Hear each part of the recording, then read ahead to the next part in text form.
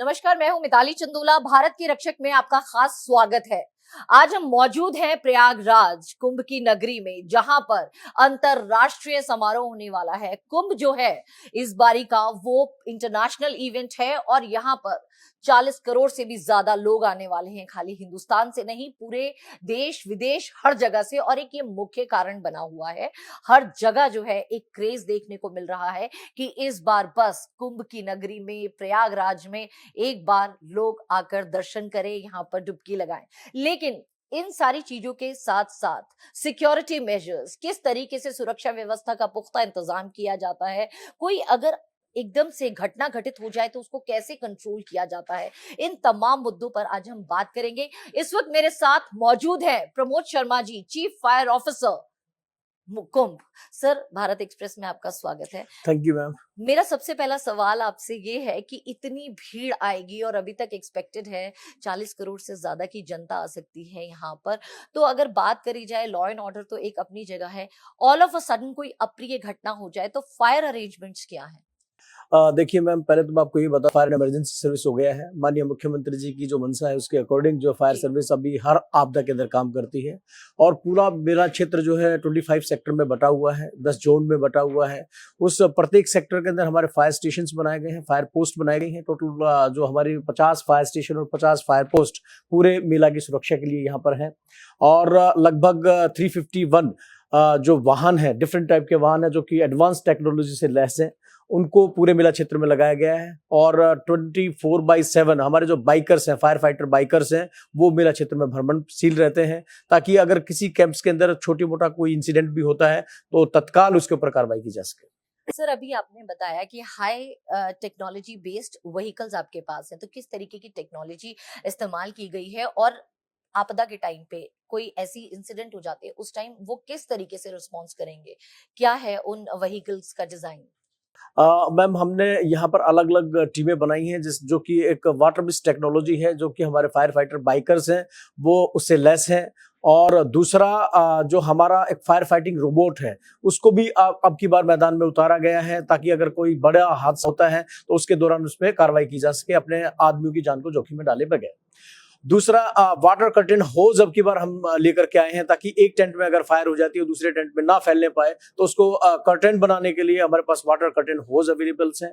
और जो नए एडवांस रेस्क्यू जो हमारा टेंडर है, उसके अंदर एडवांस रेस्क्यू के जो टूल्स है वो हमारे पास अवेलेबल हैं।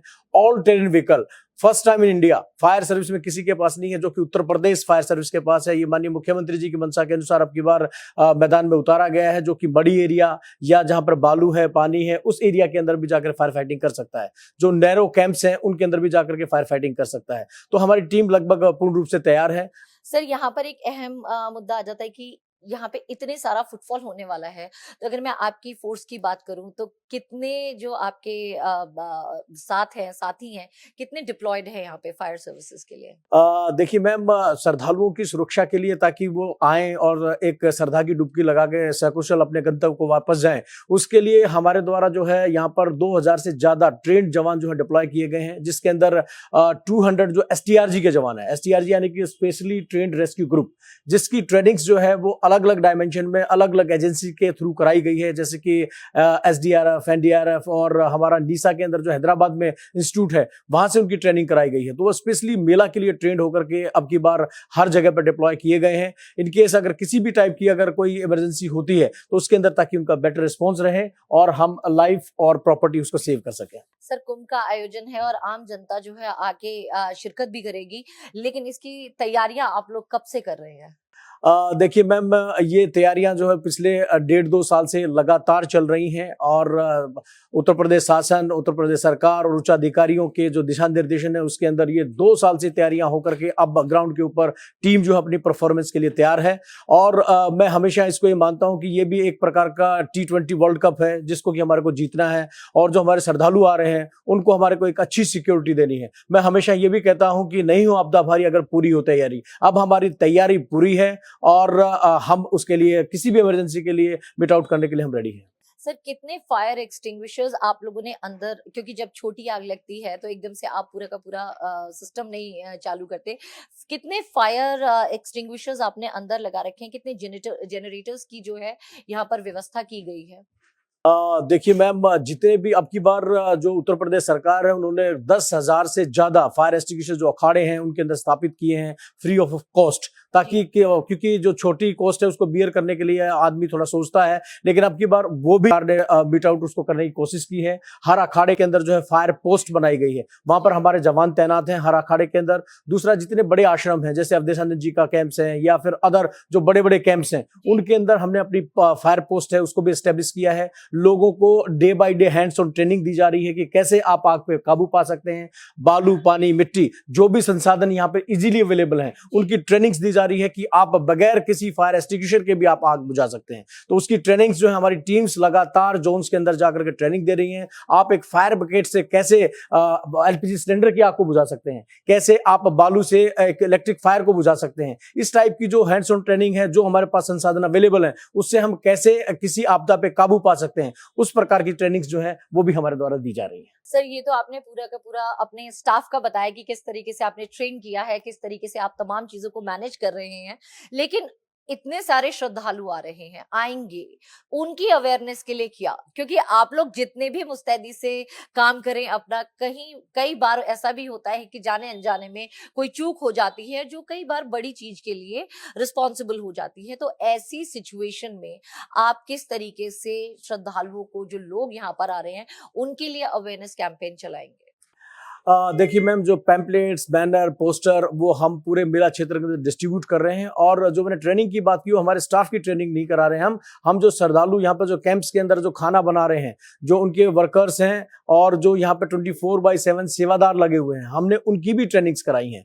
दूसरा, मैं आपको ये भी एक बताना चाहूंगा कि जो हमारे श्रद्धालु आते हैं, आपके चैनल के माध्यम से जो भी दर्शक हमारे को देख रहे हैं और जो श्रद्धालु इस मेले में आने वाले हैं, उनसे भी मैं रिक्वेस्ट करना चाहूंगा कि जब भी आप मेले में आए तो सुरक्षा नियमों का अवश्य पालन करें।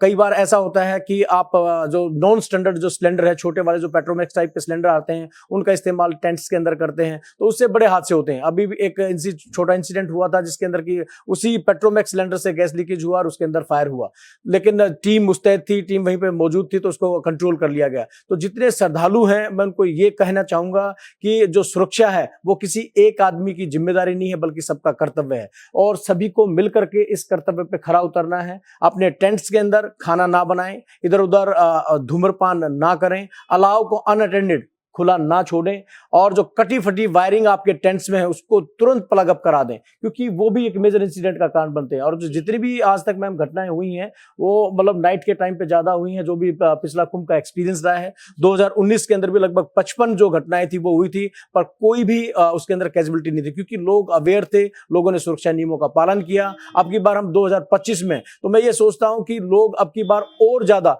न्यू ईयर के ऊपर जो श्रद्धालु आ रहे हैं वो सुरक्षा नियमों का पालन करेंगे तो यहाँ पे सुरक्षित रहेंगे। सर जैसे बात करते हैं शाही स्नान की, मौनी अमावस्या आएगी, उस दिन के स्नान की, तो उस टाइम बहुत बड़ा भीड़ का एक जत्था आता है और साथ में जो है तमाम श्रद्धालु भी होंगे, तो सारे संत भी होंगे, वीवीआईपीज भी होंगे। ऐसे टाइम पे कई बारी जो है बहुत इंपॉर्टेंट रोल प्ले करती है फायर सर्विसेज। उस चीज के मैनेजमेंट के लिए किस तरीके से आप लोग? देखिए मैम, जैसा कि एडीजी महोदय और डीआईजी सर ने अभी ब्रीफिंग के दौरान भी बताया कि ये एक हमारे लिए अग्नि परीक्षा है और इस पे हमारे को खरा उतरना है। तो उसके लिए जो हमारे जवान है 24/7 जब भी स्नान होता है तो एक दिन पहले और एक दिन बाद तक की ड्यूटियां चलती हैं और हम जितने भी ऐसे क्रूशियल पॉइंट्स हैं उसके ऊपर हमारा जो बाइकर्स है, ऑल ट्रेन व्हीकल्स है या हमारा जो FQRV है वो वहां पर तैनात रहता है। और अगर कोई दुर्घटना घटित हो जाती है तो घबराएं नहीं। एक्चुअली घबराने से दुर्घटना का स्वरूप बड़ा हो सकता है। सिर्फ आपको 1920 पे कॉल करना है, 112 नंबर पे कॉल करना है, दोनों टोल फ्री नंबर हैं। तो उसके ऊपर आप कॉल करके अपने पहचान की आसपास की कोई जगह बता सकते हैं ताकि उसके ऊपर आपकी जो हमारी जो टीमें लगी हैं वो आपके पास पहुंच सकें। एक सर यहाँ पर हमने जो है श्रद्धालुओं की, पब्लिक की बात करी है, बाकी अगर कोई अप्रिय घटना हो जाए उसके लिए आप लोग मुस्तैदी से तैनात हैं, लेकिन कई बार देखा जाता है यहाँ पे बहुत सारी एजेंसीज तैनात हैं, तो किस तरीके का आपका जो है कोऑर्डिनेशन है सबके साथ, बिकॉज सबको अपनी एक्सपर्टीज रहती है और उनकी अपनी अपनी ड्यूटी जो है उस पे वो तैनात रहते हैं, लेकिन जब काम करना होता है तो कोऑर्डिनेशन से करना होता है। कब से ये मीटिंग्स का सिलसिला चल रहा है और किस तरीके से आपस के कांटेक्ट हैं ताकि हर चीज जो है स्मूथली रन हो? देखिए मैम, उच्चाधिकारियों के दिशा निर्देशन में लास्ट मैंने आपको बताया 1.5-2 साल से तैयारियां चल रही हैं और यहाँ पर ICCC बनाया गया है, incident command and control centre, जिसके अंदर सभी कॉल्स आती हैं और वहां पर एक वार रूम बनाया गया है जिसके अंदर सभी जो डिपार्टमेंट्स हैं उनका एक एक नुमाइंदा वहां पर बैठता है और कोई घटना घटित होती है, जैसे कोई भी जब भी इंसिडेंट होता है तो सबका एक क्लोज कोऑर्डिनेशन होना बहुत जरूरी है। तो उसमें हमारा SDRF, NDRF, जितने भी CAPF की हमारी यूनिट्स यहाँ पर आई हुई हैं और सबके साथ में हमारा एक क्लोज कोऑर्डिनेशन है और यहाँ पर एयर एम्बुलेंस की भी व्यवस्था की गई है। इन केस अगर कोई बड़ा इंसिडेंट हो जाता है, किसी को एयरलिफ्ट करना पड़ता है तो उसके लिए एयर एम्बुलेंस की भी व्यवस्थाएं की गई हैं। और हमारा कंटीजेंसी जो प्लान है उसके अंदर जो हमारा फोर्ट बना हुआ है इसके अंदर भी उनके पास फायर सर्विसेज और रिसोर्सेज अवेलेबल हैं। तो कंटीजेंसी प्लान में हम नियर बाई डिस्ट्रिक्ट्स और जो हमारी आर्मी है उसके साथ हमारा एक क्लोज कोऑर्डिनेशन है और कोई भगवान ना करे कोई ज्यादा बड़ा इंसिडेंट है तो एयरफोर्स के साथ भी बम्बी बकेट्स के साथ हमारा एक टाई अप है कि एयरफोर्स के जो चॉपर्स है, जैसा कि आप देखते हैं कि जब कोई बड़ी फॉरेस्ट फायर होती है उसके अंदर बम्बी बकेट्स का इस्तेमाल करके हम आग को बुझाते हैं। कई बारी सर ये भी देखने को मिलता है कि कई लोग बड़े नटोरियस होते हैं, हॉक्स कॉल्स वगैरह भी कर देते हैं, तो पैनिक की सिचुएशन जो है वो क्रिएट हो जाती है और इतने बड़े आयोजन में अगर पैनिक हो जाए, अभी जैसे हमने देखा स्टैम्पेड के भी काफी केसेस वगैरह हैं, तो पहला सवाल कि हॉक्स कॉल्स को किस तरीके से आप कंट्रोल करेंगे और दूसरी बात अगर इस तरीके की कोई चीज हो जाती है तो उस पर किस तरीके से आप त्वरित कार्रवाई करते हुए हर चीज को स्मूथ करेंगे?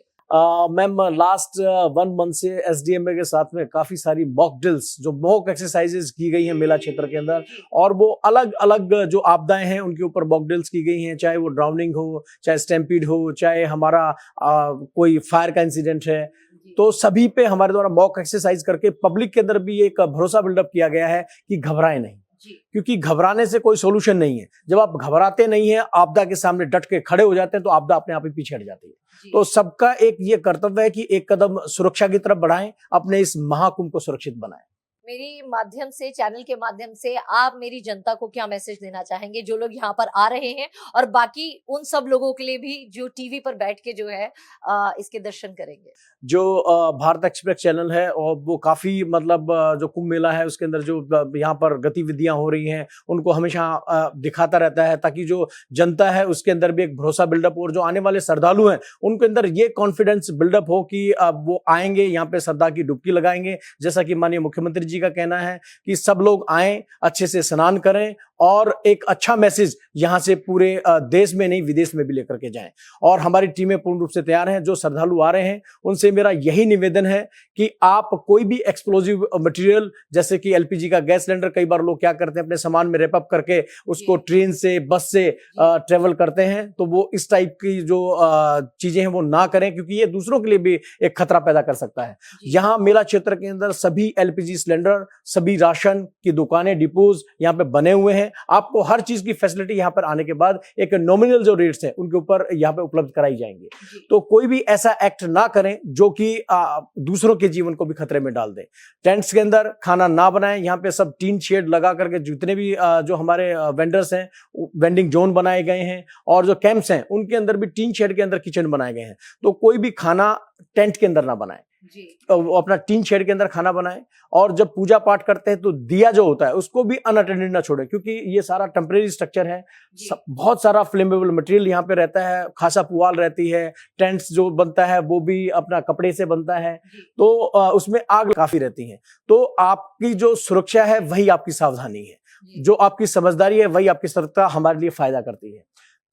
काफी बड़ी जिम्मेदारी आपके साथ है। मैं अपने तमाम दर्शकों को कहूंगी कि एक बार मेरे साथ तमाम अफसरानों के लिए बोलिए जय हिंद, जय भारत।